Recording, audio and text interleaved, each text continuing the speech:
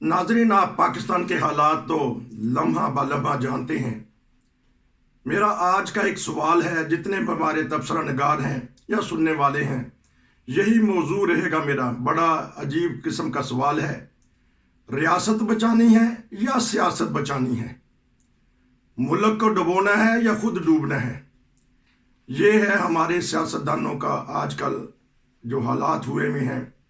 अब्दुल बासित साहब हैं, बड़े दर्द दिल के साथ, ना वो इधर की रखते हैं ना उधर की रखते हैं, बड़े दरमियाने नपातुला तबसरा करते हैं, क्योंकि ये आर्मी में रहे हैं और जानते हैं मुल्की हालात को कि क्या हो रहा है आज पंजाब में, क्या होगा आने वाले दिन पाकिस्तान में, कि हम सियासतदानों ने अपनी सियासत बचानी है या हम पाकिस्तानियों ने अपना पाकिस्तान, अपनी रियासत बचानी है। जी अस्सलाम वालेकुम।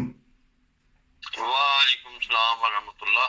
बड़ा ही दर्द दिल से ये सवाल मैं कर रहा हूँ कि हमारे सियासतदान अपनी सियासत को बचाते बचाते रियासत का बेड़ा गर्क कर रहे हैं। जी मैं तो कई दिनों से ये सोच रहा हूँ कि इनको सियासतदान कहना जो है ये भी मुल्क के साथ ज्यादती है। ये तमाम के तमाम पार्टियां जो हैं और इनके तमाम लोग जो हैं, इनको अगर राजा गिद्ध जो है इसके साथ तशबीह दी जाए तो मेरा ख्याल है ये बिल्कुल मौका और मुनासिबत के हिसाब से होगी, क्योंकि ये इस तरह नोच नोच कर पाकिस्तान का जो है मांस खा रहे हैं कि उसकी हड्डियां नंगी हो गई हैं। इनको अपनी अनारस्ती का ख्याल है, सिर्फ ना आइन का ख्याल है, ना कानून का ख्याल है, ना किसी का कायदे का ख्याल है और ना ही पाकिस्तान के अवाम का ख्याल है। पाकिस्तान के अवाम जो है दिन ब दिन गारों वाले जमाने में जो है वो धुलसते चले जा रहे हैं और ये लोग अपनी अना के पीछे एक दूसरे के खिलाफ ना सिर्फ ये कि अवाम को पीछे लगा के जल से जलूस करते हैं, बल्कि अदालतों को भी इन्होंने ऐसा जकड़ा हुआ है कि वहां अवाम की सुनाई की बजाय एक आदमी गैर कानूनी करता है, दूसरा उसको चैलेंज कर देता है। और अदालतें भी जो हैं इसी मजे में रहती हैं कि उन लोगों का साथ देती रहती हैं और उनके ही सिर्फ ये जो है मुकदमात सुनती रहती हैं। इसी वजह से ये इस वक्त दुनिया में इंसाफ के मामले में 123वें नंबर पर पाकिस्तान आ गया है और पुलिस जो है वो भी करप्शन में और कानून वगैरह की हिफाजत करने की बजाय लोगों का साथ और सियासतदानों का साथ देती है। इस लिहाज से मैं समझता हूँ कि इस वक्त जो सियासत का दौर है ये बहुत ही अंधेरा है पाकिस्तान के लिए। अल्लाह ताला पता नहीं कब इनको समझ देगा कि लोगों की और पाकिस्तान की सुनी जाए। कब शटअप की कॉल आएगी?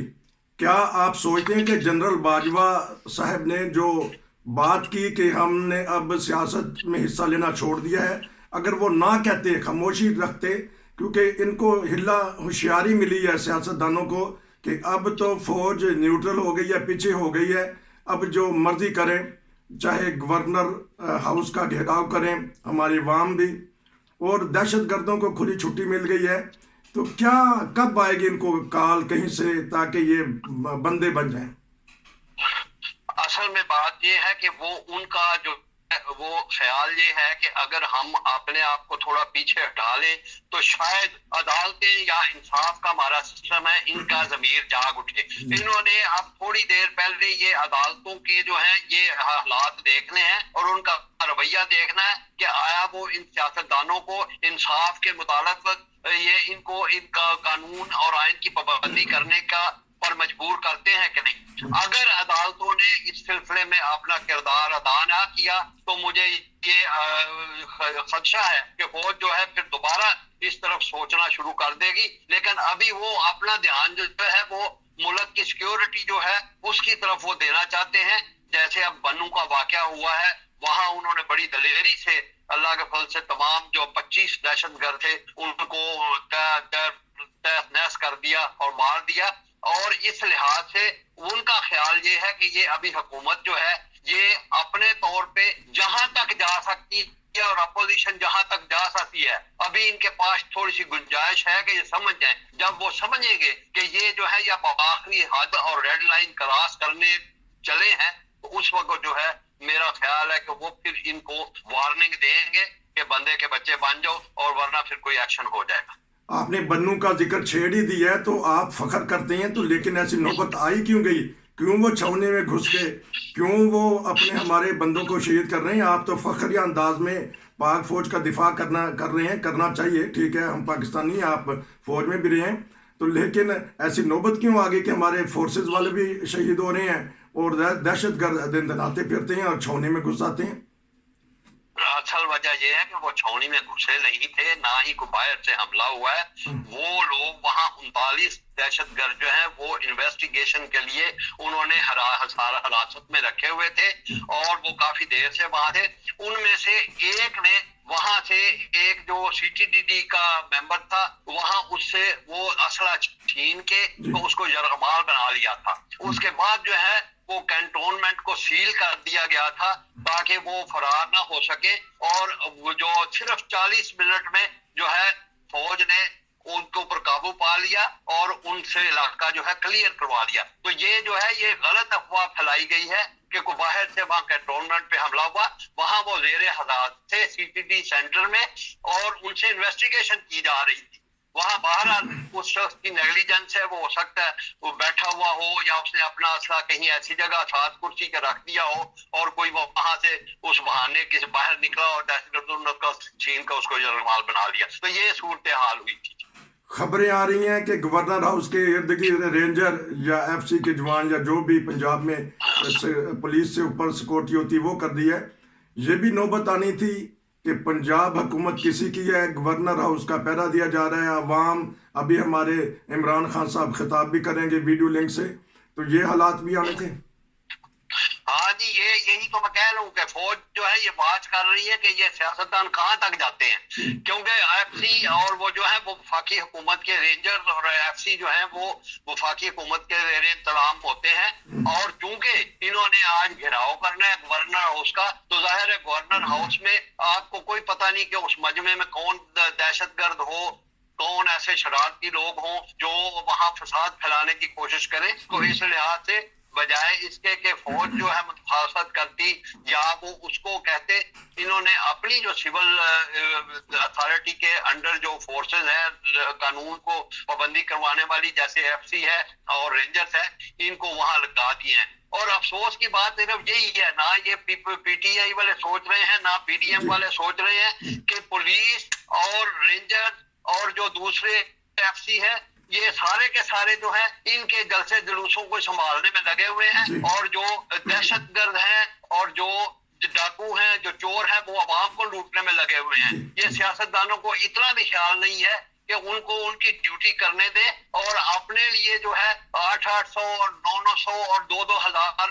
کی نفری جو ہے اپنی حفاظت اور حراست میں رکھنے جانے کے لیے لگائی ہوئی ہے تاکہ یہ محفوظ رہیں، اور عوام جن کے دم سے یہ جو ہے یہ یہاں تک پہنچتے ہیں وہ بے شک قتل ہوتے رہے، لوٹتے رہے، ان کو کوئی خیال نہیں ہے. اور ایسے تنگ دل سیاستدان دنیا کی کسی ملک میں نے نہیں دیکھے. اس لیے تو میں نے کہا تھا کہ سیاست بچانی ہے یا ریاست بچانی ہے. عمران خان صاحب صبر کیوں نہیں کر لیتے؟ کیا وجہ ہے؟ 1 سال تو رہ گیا، کیوں وہ ایک بنی بنائی حکومت کو گرانا چاہتے ہیں؟ کیوں اپنا جو سوت کاٹا ہے انہوں نے اس سوت کو ریزہ ریزہ کرنا چاہتے ہیں؟ اس چرخے والی کی طرح جو سوت کاٹتی تھی پھر اس کو کاٹ بھی دیتی تھی، اس کو بکھیر دیتی تھی. تو یہ کیوں نہیں ان کو سمجھاتی کہ میری عمر اس وقت یہ ہے، مجھے اپنا اگر تاریخ میں اچھا نام پیدا کرنا ہے تو اچھی سیاست کریں اور تھوڑا سا انتظار کر لیں. اور پی ڈی ایم کو بھی چاہیے کچھ نہ کچھ تو ڈیٹ دے دیں، کچھ نہ کچھ نرمی دکھائیں تاکہ ہمارے عوام کو کچھ نہ کچھ تو ریلیف ملے. اصل بات یہ ہے کہ یہ جو یہ سازش جو ہے یہ سیاستدان ہمارے جو ہیں یہ کٹ پتلیاں ہیں. یہ باہر کے لوگوں سے اتنے قرضے میں جکڑے ہوئے ہیں کہ وہ لوگ جو ہیں ان کو استعمال کرتے ہیں. عمران خان بھی جو ہے یہ اس کی 2014 سے پلاننگ ہو رہی تھی کہ اس کو اقتدار میں لایا جانا ہے، بلکہ اس سے پہلے نوائے وقت نے 1991 میں غالباً لکھ دیا تھا کہ ایک کرکٹر کو جو ہے یہ تیار کیا جا رہا ہے کہ اس کو اقتدار میں لایا جائے. اور یہ جب آیا ہے اس کی 3 سال کی کارکردگی سے بھی یہ ظاہر ہوتا ہے کہ یہ پاکستان میں کوئی اچھائی کرنے کے لیے نہیں آیا تھا، بلکہ یہ صرف اس چیز کے لیے آیا تھا کہ پاکستان کو مزید قرضوں میں جکڑے اور ہماری ایٹمی پاور جو ہے وہ اس قابل نہ رہے کہ وہ اپنا خرچہ برداشت کر سکے. اور غالباً اسی چیز کو مد نظر رکھتے ہوئے جو ہے فوج کو اس سے ہاتھ جو ہے اپنے اٹھانے پڑے. لیکن لوگوں میں اس کا اتنا سہل طاری ہے کہ وہ ہر چیز میں، یعنی آپ دیکھیں کہ ہر بات میں کہتا ہے جی یہ غلطی میرے سے ہو گئی، باجوہ کو اپوائنٹ کرنے کی غلطی ہو گئی، الیکشن کمیشن کو اپوائنٹ کرنے کی غلطی ہو گئی. کیا کوئی کسی ملک کا وزیر اعظم یہ اس چیز کا متحمل ہو سکتا ہے کہ وہ غلطیوں پہ غلطیاں کرتا جائے؟ اس قوم کا بنے گا کیا؟ لیکن عوام میں اس کا سحر جو ہے وہ ورلڈ کپ کی وجہ سے یا اس کی وجہ سے یا اس کے مذہبی ٹچ کی وجہ سے اتنا زیادہ ہو چکا ہے کہ وہ جو ہے ان باتوں کے بارے میں سوچتے ہی نہیں ہے. لہذا میرا ذاتی خیال تو یہ ہے کہ یہ جو ہے یہ لایا ہی اسی لیے گیا ہے کہ یہ پاکستان کو جو ہے نا مزید ڈی اسٹیبلائز کرے. لیکن آپ بہرحال اللہ تعالیٰ ہی نیتوں کا حال جانتا ہے. لیکن اس کے جو اقدامات ہیں یا اس کے یو ٹرن ہیں جو اب آپ یہی دیکھ لیں کہ اس نے استعفوں کے لیے وہاں جانا اسمبلی وہ انہوں نے واپس لے دیا اور کہا جی نہیں ہم نہیں جائیں گے. تو ان چیزوں کو جو ہے دیکھ کر آپ دیکھیں کہ وہ اس کے حساب سے جو ہے یہ چیزیں جو ہے یہ کی جا رہی ہیں. لہذا اس لیے پاکستان کے عوام کو اس بارے میں تھوڑا سا کیئر ہونا پڑے گا کہ وہ لوگوں کو سمجھے، اسیس کرے اور پھر اس کے بعد جو ہے ان کے بارے میں رائے قائم کریں. تو پی ڈی ایم والوں کو بھی کچھ بتائیں کیونکہ آواز آتی ہے آپ کی، تو ان کو بھی چاہیے کہ ایسے بیانات نہ دیں. وہ خاص طور پہ عمران خان کا نام لے لے کے چڑھا کے باتیں ایسی کرتے ہیں کہ جس کی وجہ سے اشتعال پیدا ہو جاتا ہے. عوام بھی پھر عمران خان کے ساتھ ہے. تو رانا صلاح اللہ یا دیگر جو سیاستدان ہیں وہ بھی تو اچھی سیاست نہ کر رہے. میں بالکل یہی کہہ رہا ہوں کہ ساروں کو، اس لیے میں نے کہا کہ یہ سارے گدے ہیں جو پاکستان کو چمٹی ہوئی ہیں.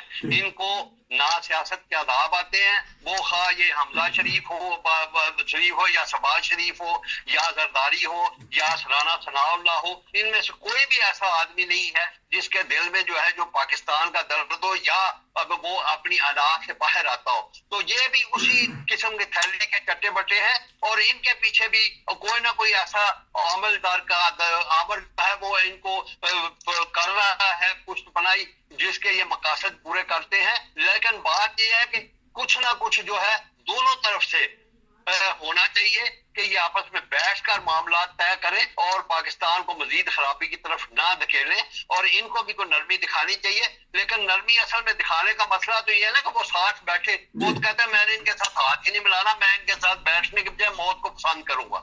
یہ مسئلہ ہے.